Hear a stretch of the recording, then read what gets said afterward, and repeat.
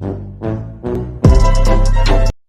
guys! Welcome to my channel. For today's video, andito tayo sa store, which is ito yung part-time ko pag wala akong ginagawa.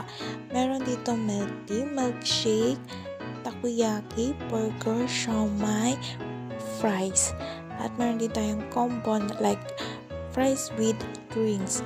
At sa mga oras na yan is tanghali na kasi ang duty ko is 10 to 7 p.m. Kaya nagugutom na ako, kaya sa oras na yan is nagluluto ako ng fried siomai. Yan din ang gagawin kong ulam na parang toppings na rin sa binili kong lumi. At ang gusto ko nga sa fried siomai is golden brown kasi afford ko ang lasa ng siomai pag golden brown siya. Hindi siya sunog guys ha. Ganyan lang talaga yung gusto kong luto. Hindi siya mapait.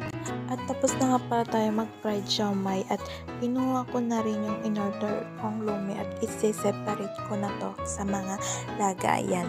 Kahit tapat lang ng tindahan namin, ang bilihan ng lumi is pinabalot ko na lang to para hindi na sila maghugas.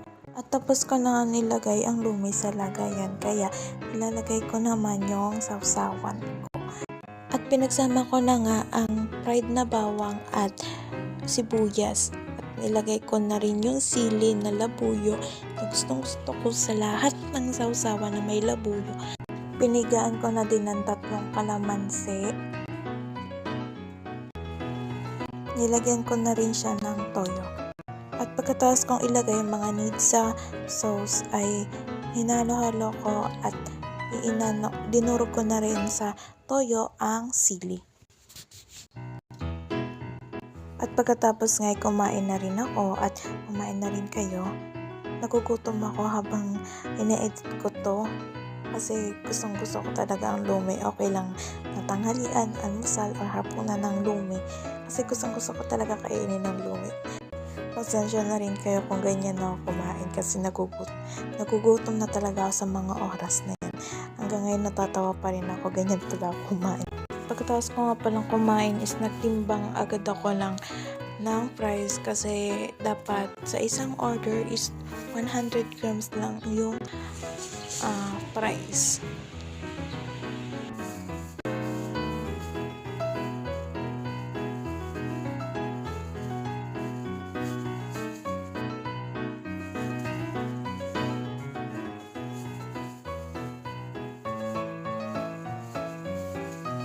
Pala lahat ang natimbang ko. Pagkatapos ko nga magtimbang is nagugutom ulit ako kaya kumain ulit ako. Ako yung taong magutumin, kain ako ng kain, pero kain ako ng kain, hindi ako nataba. Kaya shoutout sa mga katulad ko, hindi kayo nag-iisa, marami tayo. Fast forward nga po pala tayo at alam nyo po ba tong prutas na to? Sa mga hindi po nakakaalam, ay yan po ay dragon fruit at alam ko naman po ay maraming nakakalam yan. At isa din po sa prutas na yan ng paborito ko.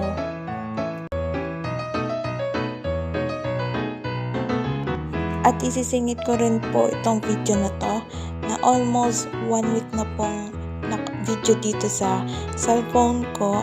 Sa mga batang 90s dyan, alam nyo pa po ba kung ano ito? Ito yung mga nilalaro natin ng mga bata pa tayo. Ginagawa din niyang gulong-gulong sa mga laruan at ginagawang trumpo. And now, sa mga bata ngayon is walang nakakapaglaro nito. Maliban na lang siguro kung sa mga bundok kasi meron niya sa mga bundok, sa mga bukid, gano'n. Shout out sa mga nakakaalala ng mga batang 90s. Nakakamiss din maging bata, di ba? And yun lang for today's video. And sana nag-enjoy kayo sa video ko. Bye-bye! Ingat kayong lahat. Like and subscribe!